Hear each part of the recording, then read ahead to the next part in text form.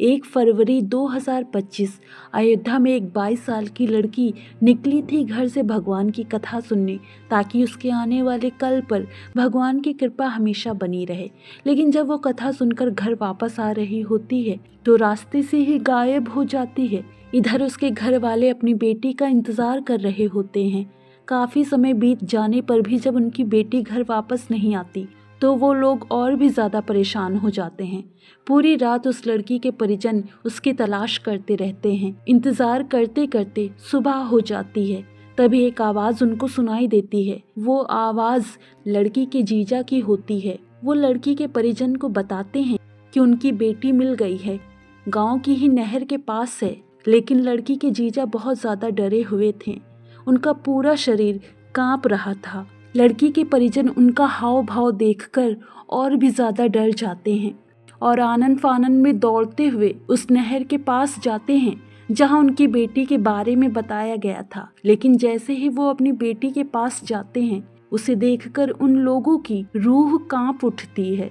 लड़की की बड़ी बहन और गांव की 2 औरतें उसे देखकर बेहोश तक हो जाती हैं। उनकी बेटी मृत अवस्था में पड़ी होती है। उसकी दोनों आंखों को किसी ने बहुत ही बेरहमी से निकाल दिया था। उसके पूरे शरीर पे कपड़े नहीं थे और शरीर पर 30 से भी ज्यादा चोट के निशान थे। उसके हाथ पैर रस्सी से बंधे हुए थे।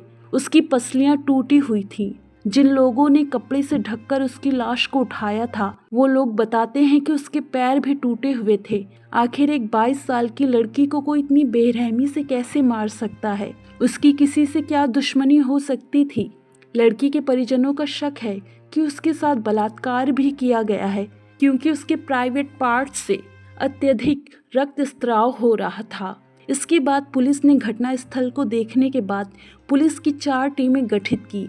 पुलिस सीसीटीवी फुटेज, वैज्ञानिक साक्ष्य के आधार पर मुखबिर से मिली सूचना पर जांच कर रही थी। इसी दौरान आरोपी पकड़े गए। तीनों आरोपी गांव के ही रहने वाले थे। मुख्य आरोपी दिग्विजय सिंह, हरिराम कोरी, विजय साहू हैं। घटना वाले दिन ये तीनों शराब के नशे में थे। इन्होंने अपना जुर्म कबूल कर लिया है। तीनों आरोपी एक साथ मकानों की पेंटिंग करते थे। दिग्विजय सिंह आईटी कॉलेज में चौकीदार था। हरिराम कोरी अयोध्या के जिले पूरा कलंदर का रहने वाला था। वो अपनी ससुराल में रहता था। पुलिस के मुताबिक दिग्विजय सिंह का उस लड़की के पिता के घर आना जाना था। 2 महीने पहले उस लड़की के भाई का दिग्विजय सिंह के साथ किसी बात पर झगड़ा हो गया था और उसने दिग्विजय को मार पीट कर भगा दिया था। दिग्विजय सिंह अपनी इस बेइज्जती का बदला लेने के लिए ठान लेता है। 30 जनवरी को दिग्विजय अपने दोस्तों हरिराम कोरी और विजय साहू के साथ कॉलेज के ही पास नशा कर रहा था। इसी बीच वो लड़की कथा सुनकर घर वापस जा रही थी। दिग्विजय ने उस लड़की को देखा और उसे अपनी बेइज्जती याद आ गई। उसने उस लड़की को जबरदस्ती कॉलेज के ही बाहर बने बाथरूम में खींच लिया। तीनों आरोपी उसके साथ जबरदस्ती करने लगे। लड़की के विरोध करने पर वो तीनों उसकी बुरी तरह से पिटाई भी कर देते हैं और उसकी हत्या करके उसके हाथ पैर को बांधकर उसकी लाश को 300 मीटर दूर सूखी नहर में फेंककर फरार हो जाते हैं।